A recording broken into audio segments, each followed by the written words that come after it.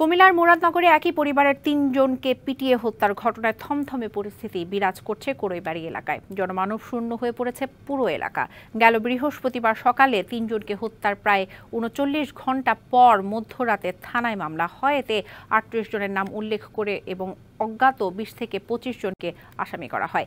এই মামলায় এখন পর্যন্ত গ্রেপ্তার করা হয়েছে ৮ জনকে। পরিকল্পনা করে মব তৈরির মাধ্যমে হত্যার ঘটনাটি ঘটানো হয়েছে বলে জানায় র্যাব। ঘটনার পর থেকে গ্রেপ্তার আতঙ্কে গা ঢাকা দিয়েছে কোড়ইবাড়ি গ্রামের মানুষ।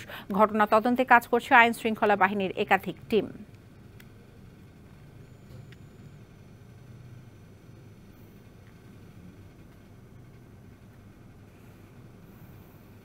এ বিষয়ে আরো জানাতে যুক্ত হচ্ছেন সহকর্মী দাউদ খান। আমরা কথা বলবো তার সাথে।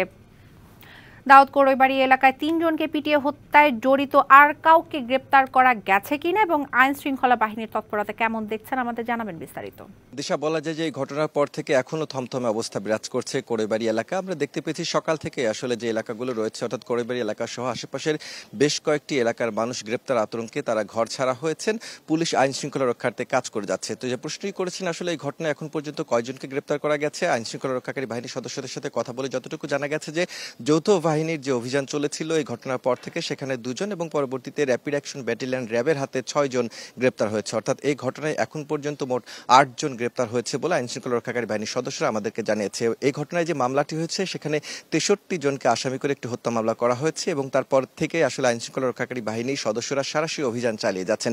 তবে এখন পর্যন্ত কেন পরিস্থিতি স্বাভাবিক হচ্ছে না সেই বিষয়টি নিয়ে আমরা আইন শৃঙ্খলা রক্ষাকারী বাহিনীর সদস্যদের সাথে কথা বলেছিলাম। কিছুক্ষণ আগে বাঙ্গুরা থানার যে ভারপ্রাপ্ত কর্মকর্তা মাহফুজুর রহমান রয়েছে তার সাথে আমার কথা হয়েছে। তিনি বলছেন যে সাধারণ মানুষ যারা রয়েছেন কেউই এই ঘটনাতে হয়রানির শিকার হবেন না। প্রকৃত যারা আসামি রয়েছেন শুধুমাত্র তাদেরকেই গ্রেপ্তারে তারা বিভিন্ন স্থানে অভিযান চালিয়ে যাচ্ছেন এবং সাধারণ মানুষকে তারা আহ্বান করেছেন সকলে যেন বাড়িতে প্রবেশ করে এবং এলাকা যেন স্বাভাবিক হয় সেই কার্যক্রমটি তারা চালিয়ে যাচ্ছেন। আরেকটি বিষয় আসলে বেশ কয়েকদিন ধরে আমরা দেখতে পাচ্ছি যে বাংলাদেশের মধ্যে কুমিল্লার এই মুরাদনগর যে উপজেলাটি রয়েছে সেটি বিভিন্ন ঘটনার অর্থাৎ বেশ কয়েকটি সহিংসতার ঘটনাতে বেশ আলোচনার কেন্দ্রবিন্দুতে রয়েছে। এর আগে আমরা দেখতে পেয়েছিলাম ধর্ষণ কাণ্ড, অর্থাৎ এক নারীকে ধর্ষণের পর বিবস্ত্র করা অবস্থার রেশ কাটতে না কাটতে আবারও একই পরিবারের 3 জনকে পিটিয়ে হত্যার ঘটনা ঘটেছে। সুতরাং জনমানুষের মধ্যে এক ধরনের আতঙ্ক কাজ করছে।